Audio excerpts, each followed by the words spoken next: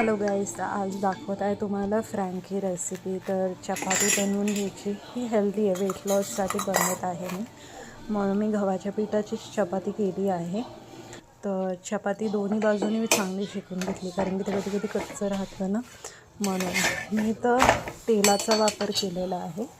पण तुम्हाला जर तूप लावायचं असेल चपाती शेकताना तर तुम्ही तुपाचाही वापर करू शकता.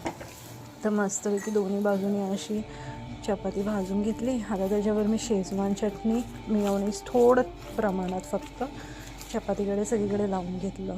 ॲक्च्युली माझ्याकडे हिरवी चटणी नव्हती आणि थोडंसं टमॅटो केचप. हिरवी चटणी असली की हे 3 सॉस लावायची गरज नाही पडत. म्हटलं चला आज थोडंसं चीट डे करावं म्हणून हे 3 चटण्या मस्तपैकी मिक्स करून पूर्ण पोळीभर लावून घेतलं. आता माझ्याकडे तर काल रात्रीची भोपळ्याची भाजी राहिली होती, तर मी ती घेतली आणि ती मध्यभागी ठेवली आणि मोझरेला चीज खिसून घेतलं आणि चपाती मस्त अशी घडी मारली दोन्ही बाजूंनी. त्याचा चांगला असा एक रोल केला आणि तवा गरम झालाच होता, तर त्याच तव्यावर एकदम लो फ्लेमवर त्याला दोन्ही बाजूनी चांगलं शेकून घेतलं आहे.